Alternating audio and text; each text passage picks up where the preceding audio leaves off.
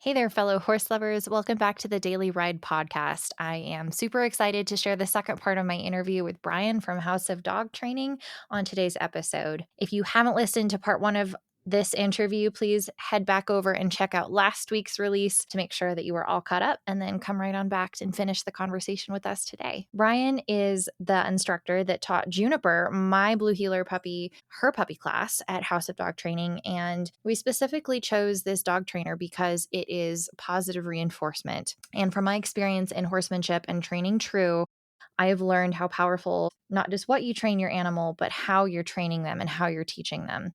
And I think Brian does an excellent job drawing from his extensive experience and understanding of positive reinforcement and its implication for our canine friends, and how it directly can translate to its implications for our human relationships and our relationships with our horses as well. I have learned so much through participating in Puppy K with Brian and at House of Dog.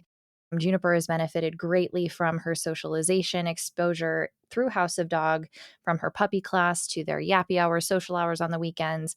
And she's enrolled in a fungility class next. So it's a wonderful resource. If you are in the area, please check them out, www.houseofdogtraining.com.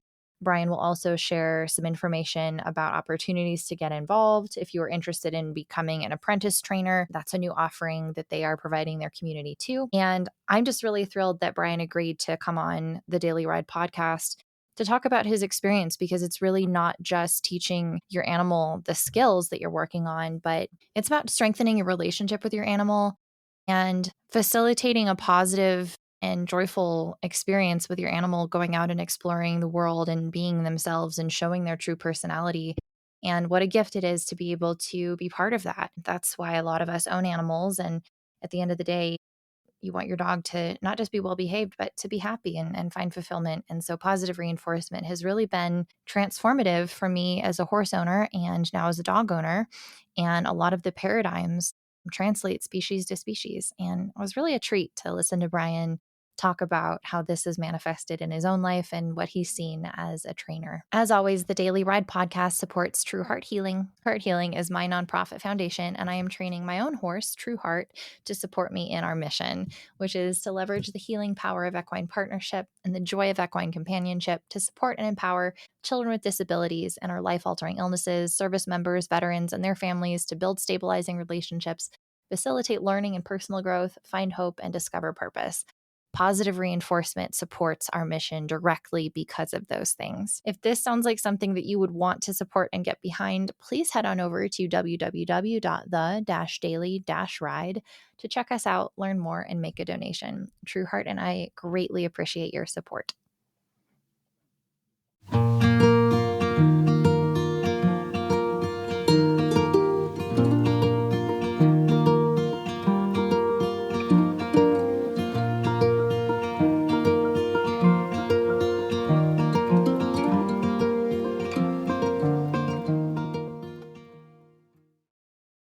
Is there anything you've encountered that can't be taught with positive reinforcement? So I don't know if can't be taught would be the right way to put it. There are some times where temperaments and or thresholds or behaviors can only be adjusted to a certain point because of the history of the dog. But I wouldn't say that it like getting a dog used to something they're afraid of.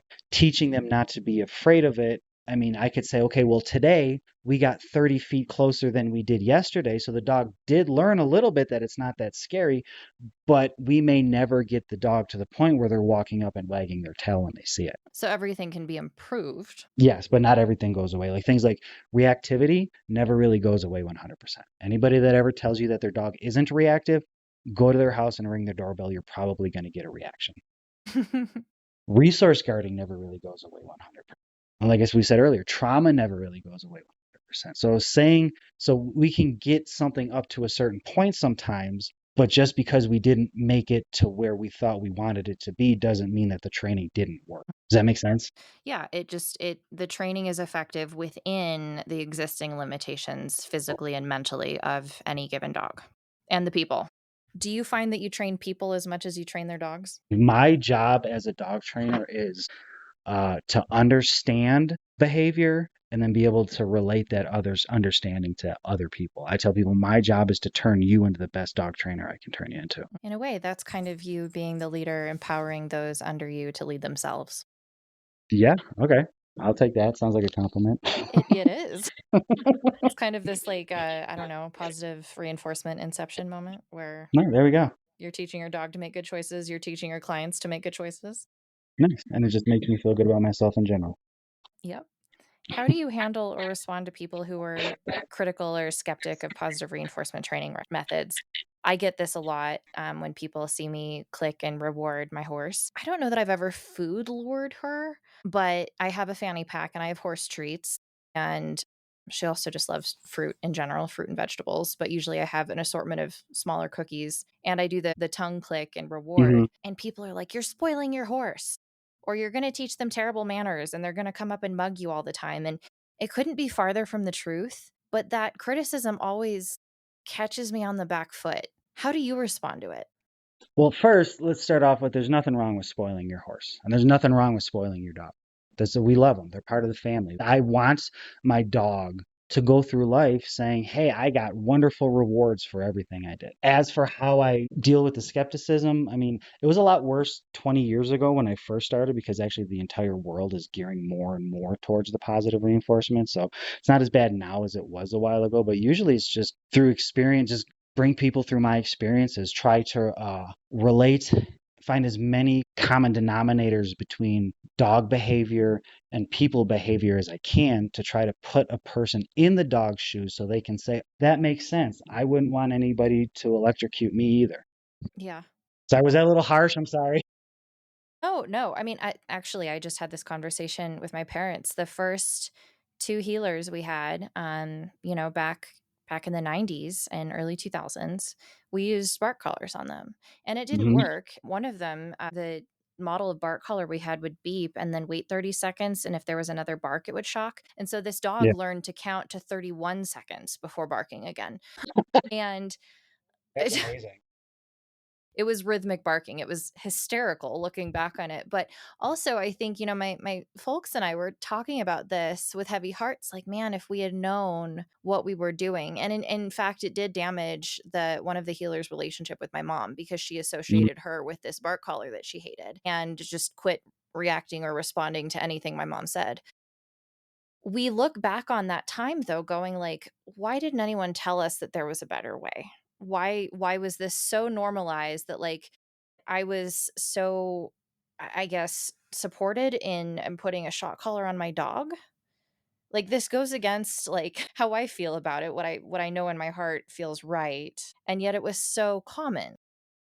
So the thing about the pinch collars and the choke chains and the shock collars is they're easy. Mm, I've seen pinch collars and choke chains and all these devices help people. I've never once seen them help a dog. And with that, all those devices usually go along with the alpha theory and the dominance theory. And if this is too harsh again, too, but in my experience, the dominance theory and the alpha theory is very popular still because it helps people that don't know a lot about behavior sound like they know a lot about behavior because that dominance fills in the gaps. But if you go to a trainer, I mean, I'm talking about dogs here. If you go to a trainer and the only answer that a trainer has for you is choke the dog or shock the dog, you need to find a new trainer. yeah. And those trainers that only have those two tools in their back pocket, how would you respond to their argument saying you're spoiling your dog? This isn't going to work. Oh God, where do you start? I guess it would depend on what angle they took with me. I Mm, would probably go back into all behaviors as a history of reinforcement. And I get a lot of people to say, well, I don't want to have treats on my dog on me all the time.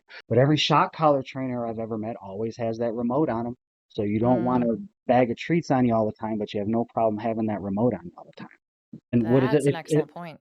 It fills in the gaps is what that dominance theory does. So if people don't have the answer to a question, well, my dog's jumping on people, he's being dominant, hit the button. My dog steals food off the counter, he's being dominant, hit the button. My dog pulls on leash, he's being dominant, hit the button. I mean, not everything boils down to that. Mm, mhm. You make a good point. Yeah, if you can keep a remote on you, why can't you keep some cookies? And I would rather have the handful of cookies than the remote because the way you train your dog will directly affect the way your dog sees the rest of the world. Mm. and there's no way around it. Say more about that? So, well, I mean, think about scary places. Let's use the vet, for example. If my dog is afraid of the vet because they know as soon as they go to the vet, they're going to get poked. But then we go into the vet and the dog is doing everything they can to keep the vet at bay, like growling and lunging and barking.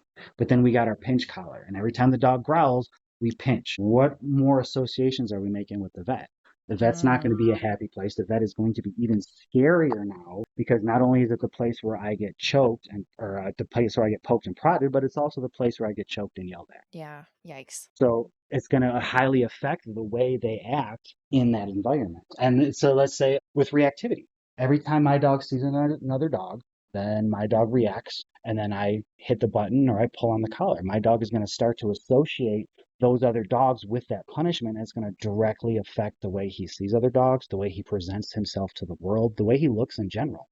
So the methods that you use to train your dog, I would even go so far as to say any animal, are going to directly affect the way that that animal sees the rest of the world. Do you think they generalize? Like, okay, say the vet is a new place and you respond in a negative way and now they have this negative association. Are they going to start assuming all new places are bad? You can. We do have people that come in, they walk into our lobby, and I can see the reaction. And my first instinct is, how does they act at the vet? Do they think we're the vet, and that's why they're Mm. acting like they are? But usually, if that happens after a couple of visits, if they're a social dog, they start to come out of the shell. But yeah, they can start to associate entering into buildings being bad just because they had that one bad experience with the vet, So again, it goes back to teaching them how to think and regulate their emotions and giving them that freedom to choose. yeah. And then the conditioning early. If you know that there's something scary that your dog is going to have to go through, start conditioning them to get used to it before they have to go through that scary thing. And that way when it's go time, it's not a big deal. Hopefully, fingers crossed. Yeah. One can only hope. Yeah, yeah, and it's more up to them than it is up to us, actually. Can you tell me about a memorable training success that you've had? Something that stuck out to you? Well, actually, there's one that just happened. I do a growl class, and the growl class is for reactive dogs. I do it at the park, so there's plenty of space we can make.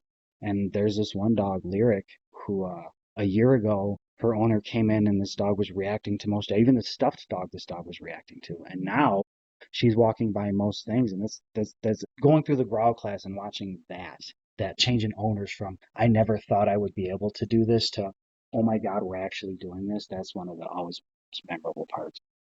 I'm smiling just hearing about that. That's so cool. Yeah, that moment of, "My gosh, we did it." Yeah, they when I get to tell someone to go home and high five themselves. Yeah.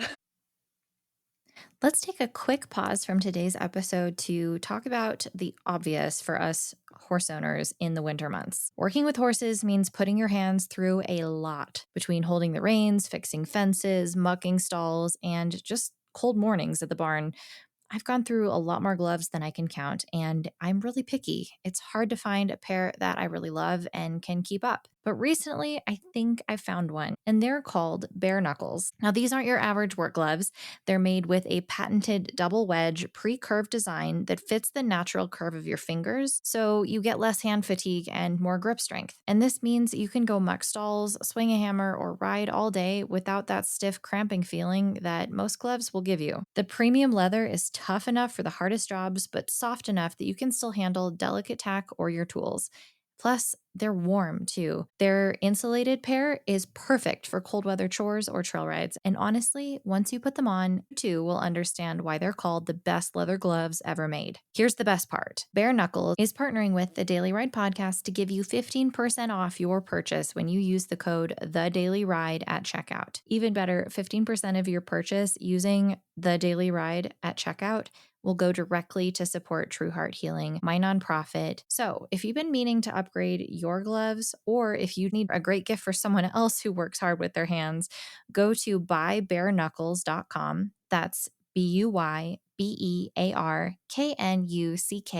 BUYBEARKNUCKLES.com. Use the code The Daily Ride, no spaces.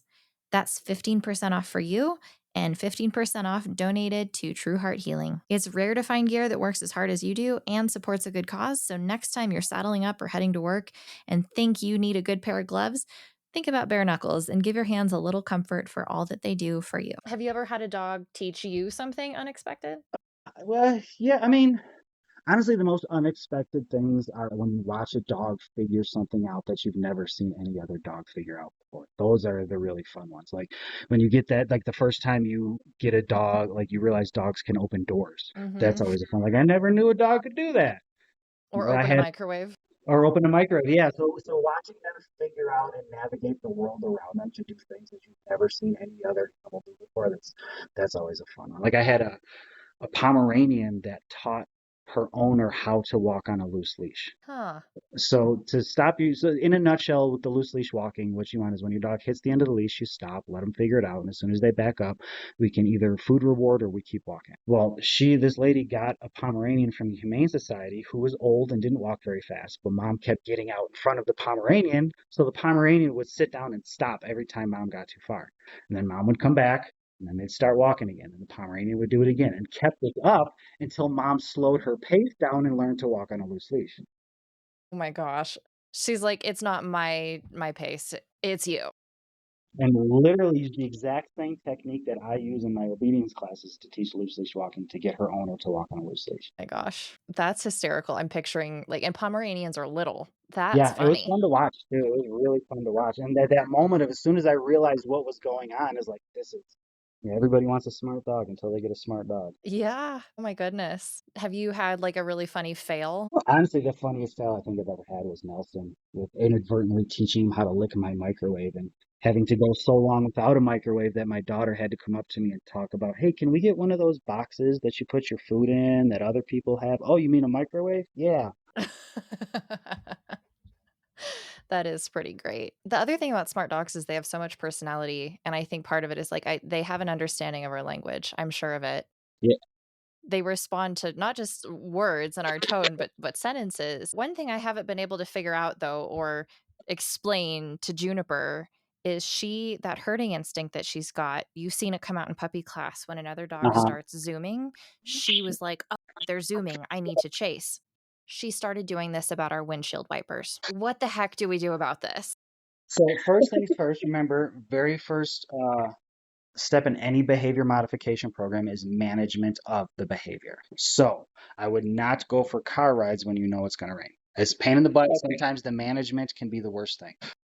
Then also what you want to do is you want to set it up to work with the windshield wipers when you're not going anywhere. Okay, so when we're not driving. Yeah, so if the only time you work with the windshield wipers is when you're driving, you're not gonna be able to focus on it. You're gonna get frustrated, and things are just gonna get worse. So, but there's a lot of things you can start far away from the car, and then gradually work closer. Like I said, find that threshold. How close can we get to a trigger with our dog being able to maintain their composure, and then gradually get closer.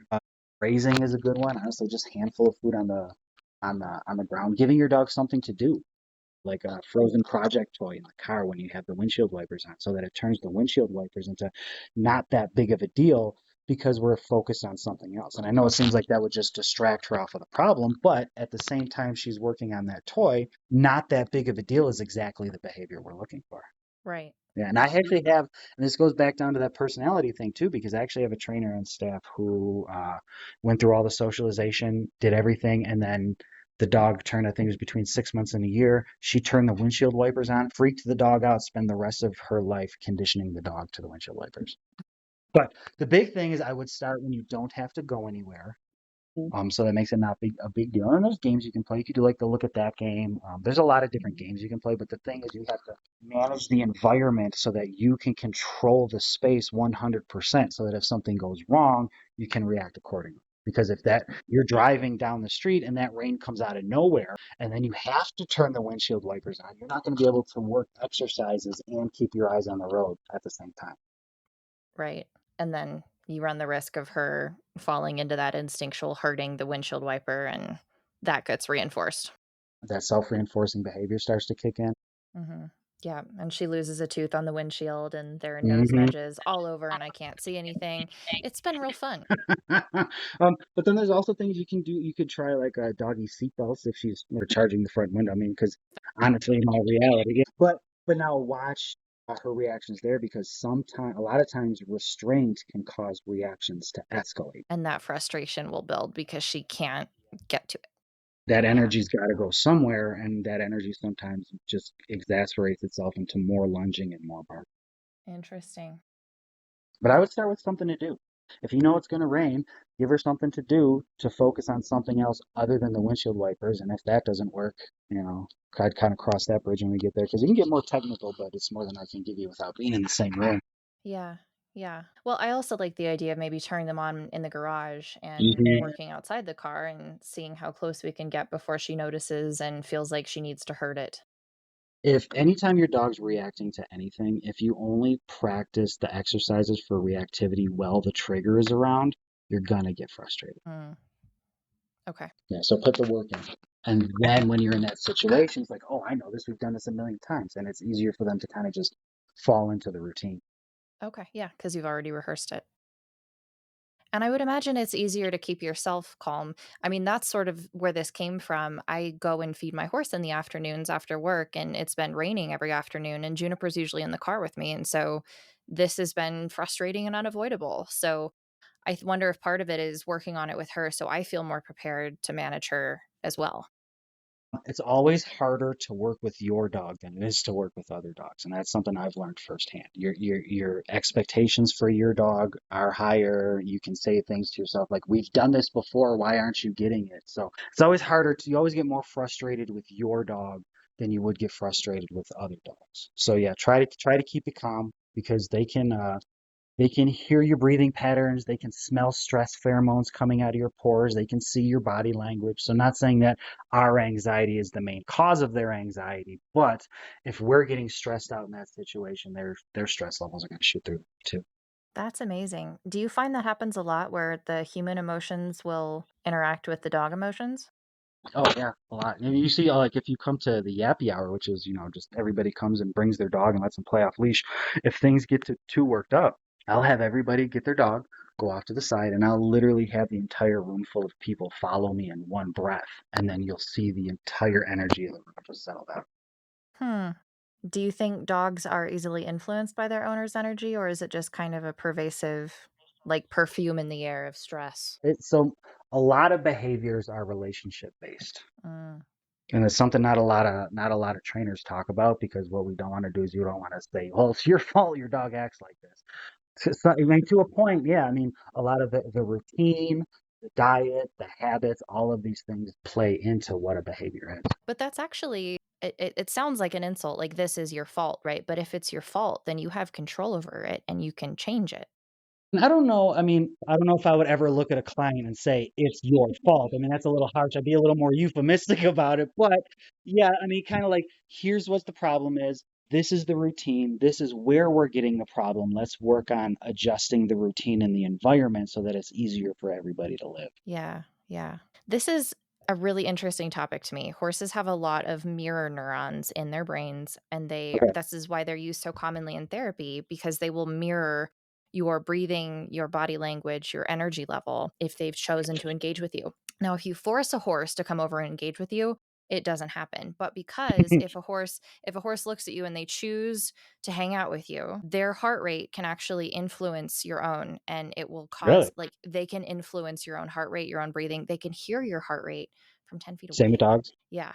And so because they're prey animals, they're built this way so they can hear each other's heartbeat out in a field. So if one of them notices something and gets concerned, the rest of them instantly feel that and can react in a split second. Mhm. So a lot of That makes horse sense. training is like, well, if your horse is paying attention to you, you're mirroring each other. If you want your horse to calm down, you need to chill out. And so my trainer tells me you need to keep tic tacs on you because if you're sucking on a tic tac, you're licking, you're chewing, you're breathing. Your horse hears the licking, chewing, and breathing. You'll both calm down. Yeah, so when I work with dogs that have trouble with people, so if I have a dog that comes into me and has a lot of trouble interacting with people, reacts aggressively, one of the first rules is no talking, no touching, no eye contact. So there's times if I'm helping another trainer with an aggressive dog, I'll pull out my phone and play on my phone to keep my brain on something else so that I don't inadvertently freeze or change my breathing patterns. It keeps my brain, okay, I'm just paying attention to my phone. I'm not paying attention to the fact that there's a dog snarling at me, and it kind of helps calm the situation down. Hmm. Yeah, because they're not getting that mirror response from you from the And snarling. it helps me monitor my breathing a little bit better and helps me, like I said, distract me off the fact that there's a dog 30 feet away that is snarling and spitting. Yeah. Do you have like a go-to meditation or mantra that you like or a go-to phone game? No, usually it's YouTube or Facebook. I just flip. Nice. Yeah. Yeah. Scroll. Yeah, just something to get my brain off of it. Yeah. I can definitely see how that would be helpful in horsemanship if your horse is just acting silly and you need to take a moment. Like, yeah, just scroll Facebook for 5 minutes. Chill out. Let your And it horse helps you, graze. yeah, and it helps you not to get that, helps you keep your frustration levels down too. Yes. Yeah, because that's a snowball, isn't it? Mhm. This is interesting. I love how many, like, cross-species similarities there are here. Do you think some of these habits, learnings, I don't know, life lessons that you've shared so far with dog training also translate into your human relationships? Yeah, like, actually, I'll tell people I'm glad I trained dogs before I had kids. Which is harder.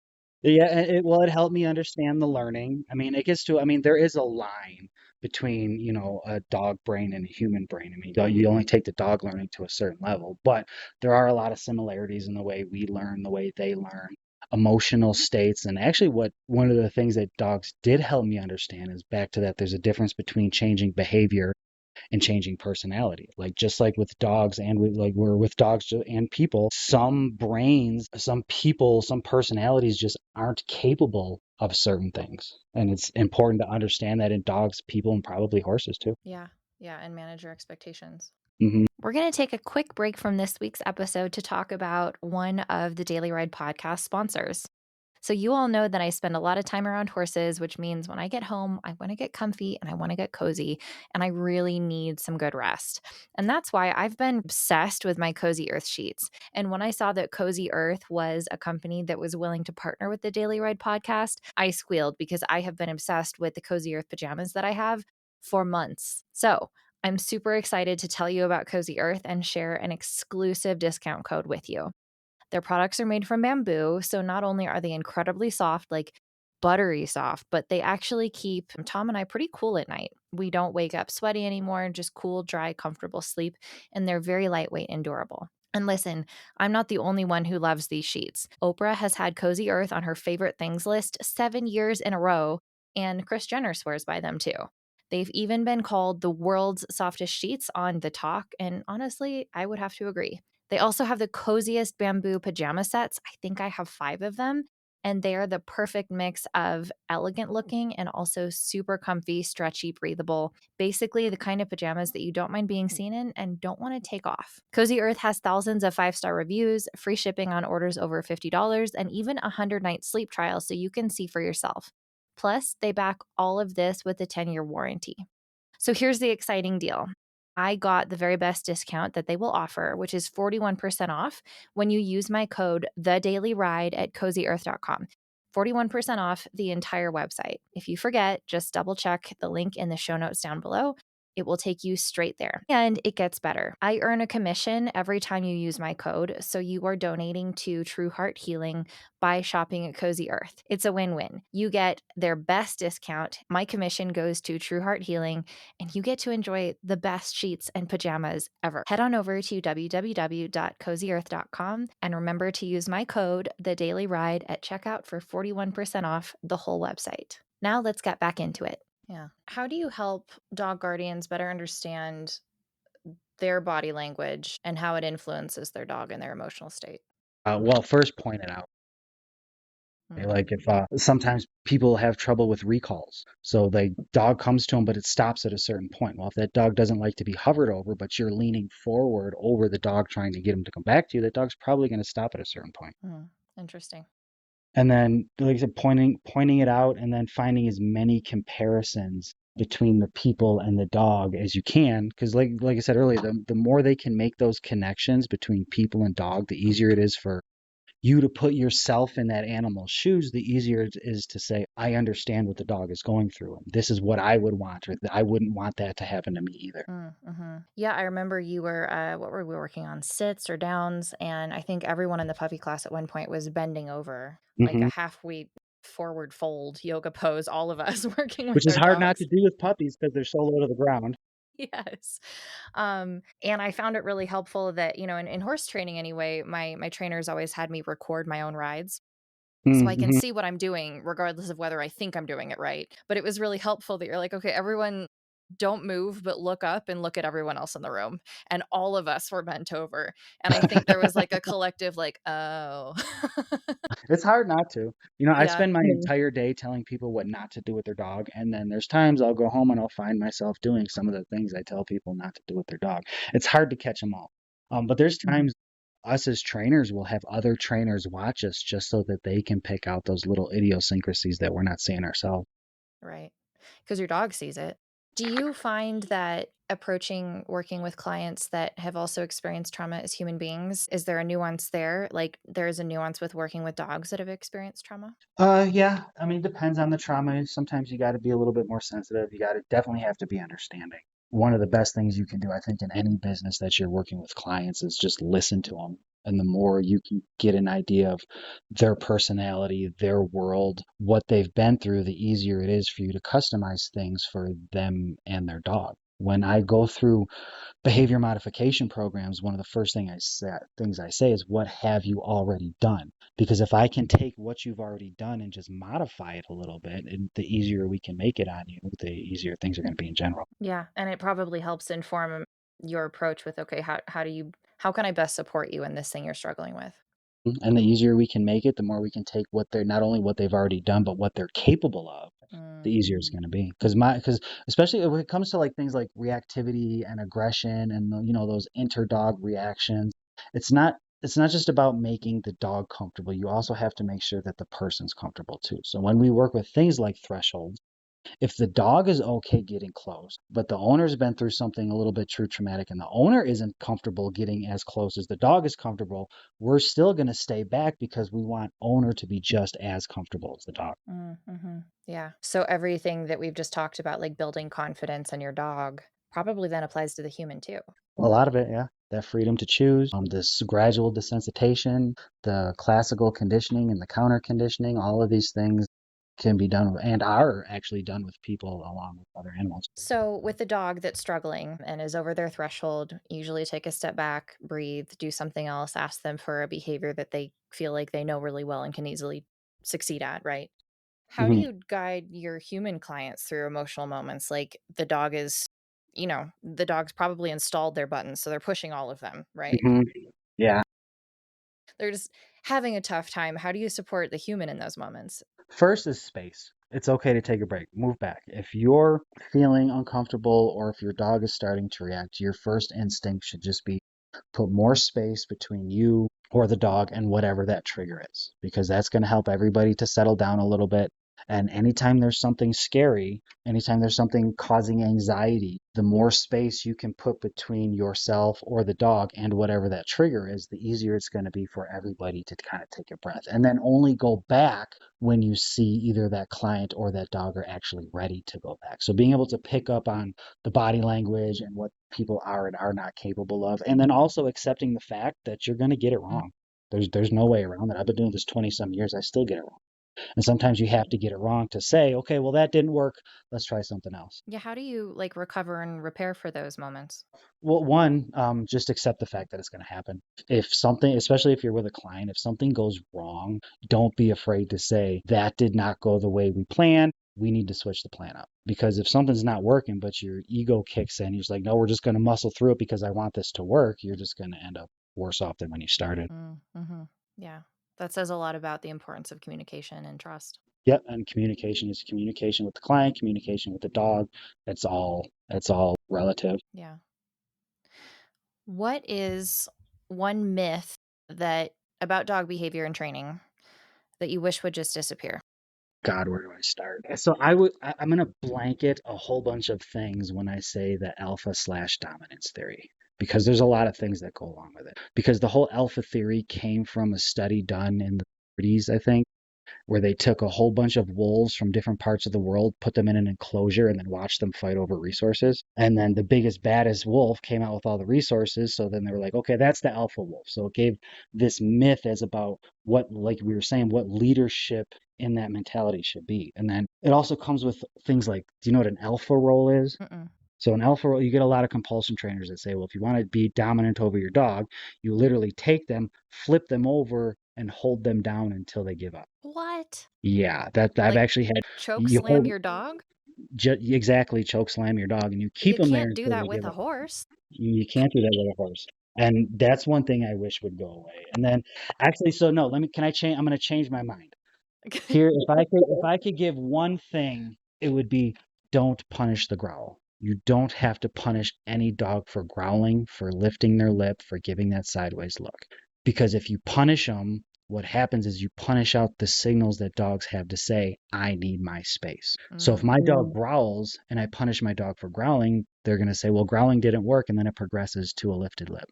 But then I punish the lifted lip and they say, well, lifting my lip didn't give me the space either. Then it goes to an air snap. And I've actually watched people punish out all of the signals that dogs have to say, I need my space. So if you ever hear your dog growl, give them the space that they need, examine the situation. What is it that caused my dog to growl? And how do we set this situation up to make my dog feel comfortable or to work with the behavior so that they don't feel like they have to growl anymore? because if you punish out the growl, then you're taking away their choice and their communication before they have to resort to biting. And then it gets really dangerous because it's so unpredictable. They don't Yeah. give off those signs anymore. It just goes right to a bite. Yeah, because 'cause you've taken that away. Hmm. Do you think most aggression and biting dogs by default will generally warn and escalate before it gets to that point? Most, yeah, some don't. There's different causes, so it kind of depends on the cause. Most dogs, if they're afraid of something, they would rather make the space themselves than actually react. But then there's other things like seizures can cause aggression and bites, and that's just something medical. So it Right. kind of, so yeah, Yeah, but in general, barring something being wrong from trauma, medical reason, it's usually not out of nowhere. most dogs will give off signs, and sometimes the signs can be really subtle, like a yawn, or a tongue flick, or just a sideways glance, or a quick freeze. Mm. I'm learning right now too.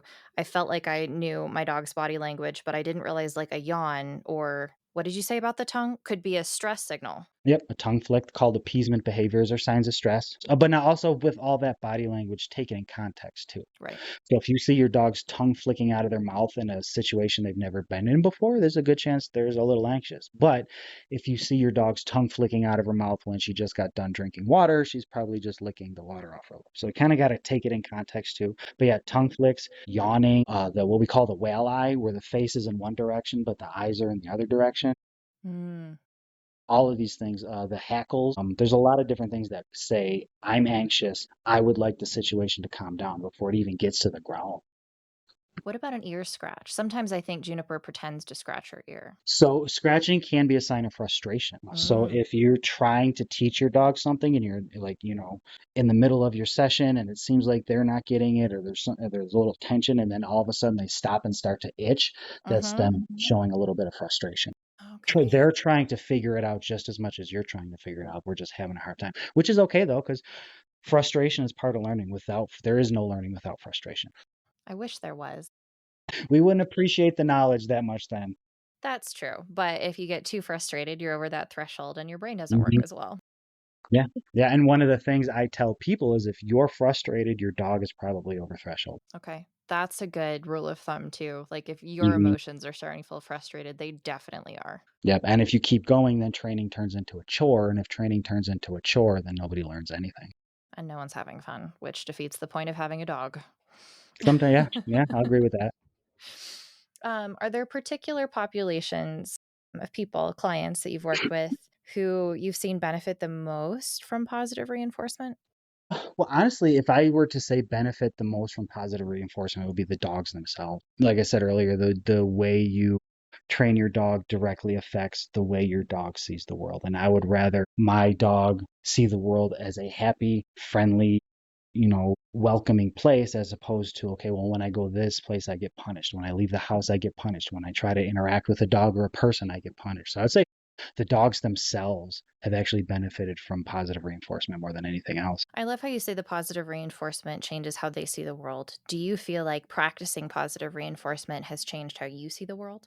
Oh yeah, 100%. Especially like with my kids. It's hard with a kid, with a dog, with a horse. It's hard. It's really easy to say, don't do that.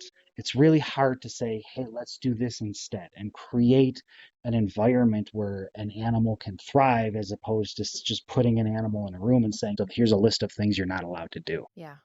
And then that makes it really hard for them to know what they're supposed to do instead. You have someone tell you, "Don't think of a purple elephant." What are you thinking about? A purple elephant? Like, what else am I supposed to think about now, right?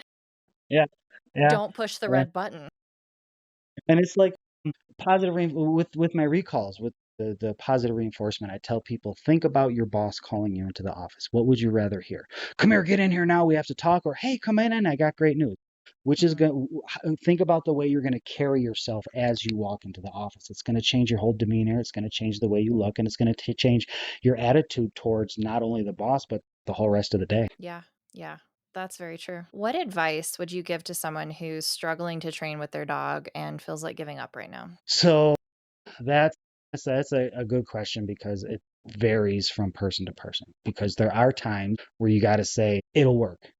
You just got to stick with your guns, especially adolescents. Like how old is Juniper now? She's 6 months. In about probably say 3 or 4 more months, you're going to hit adolescence, and things are going to get really hard because Fun. they're teenagers. Yeah, they're teenagers. They start to test their limits. How much can I get away with? They seem more stubborn. And if somebody's just going through adolescence and they want to give up, it's like, okay, I get it. Puppies are hard, but I promise you, if you just muscle through this, once they come out of it, no worse for the wear, just like we do, all the training is going to. But then you have other situations, which is probably one of the harder parts of being a dog trainer, is sometimes you have to say, you can't do this. Your dog can't do this. Sometimes rehoming a dog is the best option. Do you have resources to help support clients in that situation? Yeah, I have a lot of rescues that I work with. We try to talk them through it. We try to give as many behavioral things as possible, but when you get like, so let's say there's an older person that has to go into a home, but they have a dog and they want to take the dog with them.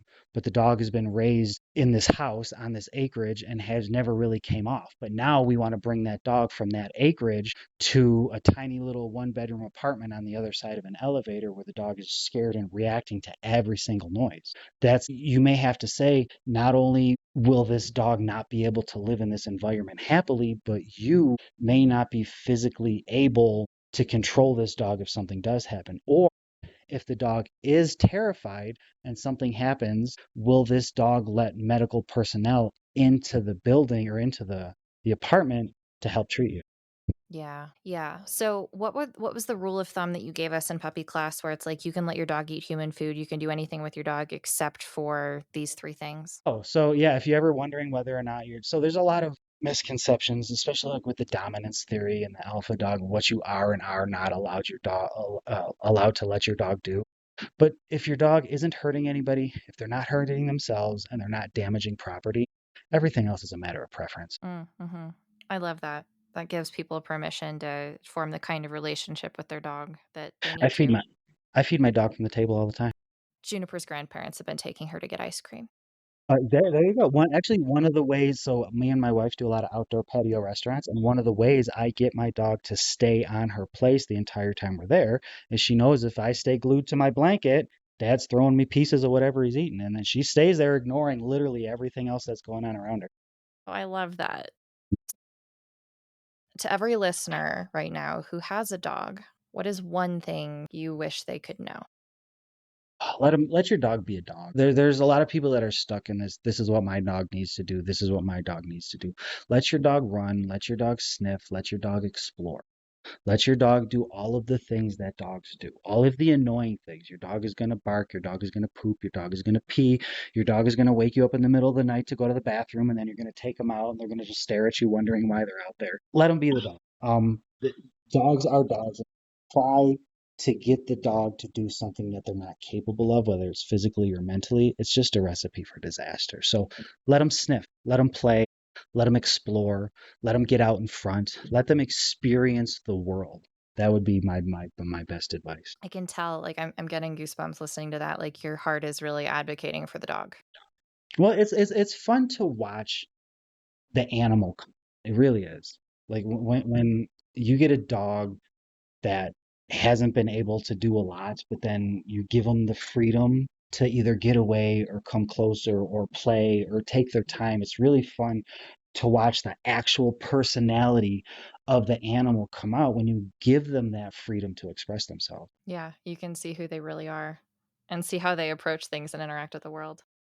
And there's a lot of times if you can let them do those things that we didn't think they should be doing, a lot of times you'll see them monitor themselves into situations so we don't have to.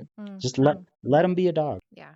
Yeah, that energy is, they're able to release, process, and then come back and pay attention to you. Yeah, yeah, yeah. Like I walk my dog on a long line so that she can go out and she can explore and she can do those dog things. And then she chooses to come back to me and get reinforced instead of me trying to just control it all the time. Yeah, no one likes a micromanager. No, that's true. Nobody does. Where can people find your work? Well, you can go to houseofdogtraining.com.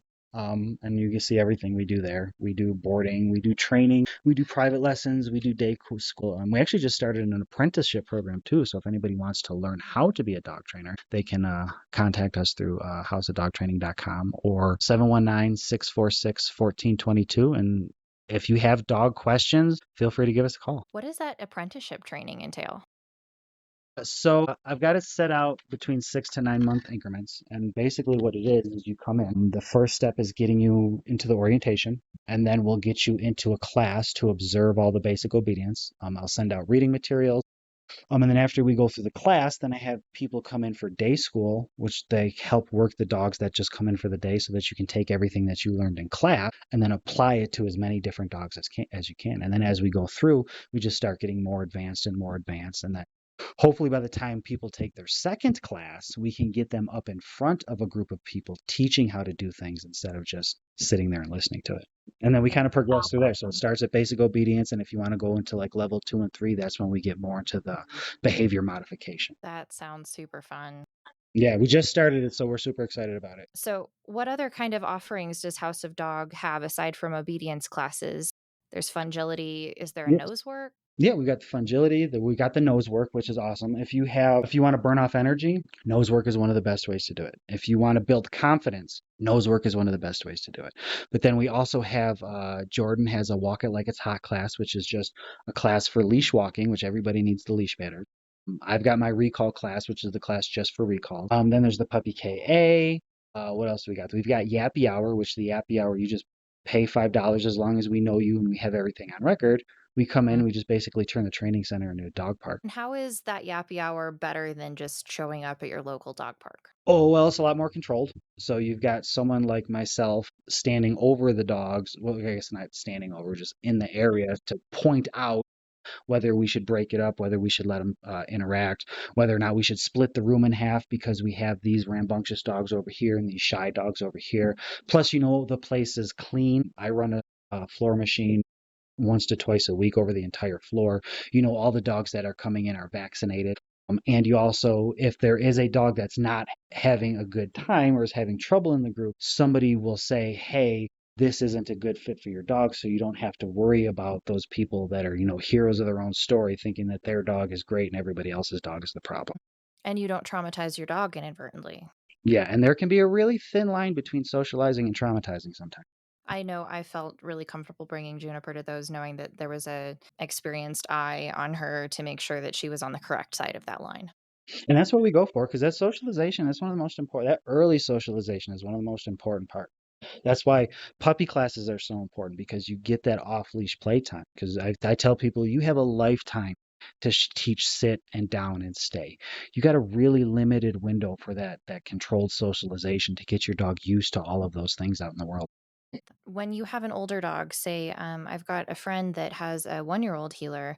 She was not super socialized as a puppy, but she's played with Juniper and they've done fine. Does continuing socialization throughout their lifetime still benefit the dog, or is that window like firmly closed at a certain age? It depends on the dog. Once the dog reaches a year, it can be hard to re-socialize. But if it gets really bad, and let's say somebody adopts a dog and says, I have this dog, I need to socialize it, it's 4 years old, it reacts to everything, but me and this person are friends and we need our dogs to play together, so I need my dog to be social. I would work less on getting the dog to be social with everybody and just work more on that individual relationship between those two dogs. Now, that being said, I have seen lots of dogs live very happy, very fruitful life, not interacting with other dogs. Yeah. And again, Yeah, that's about managing the environment.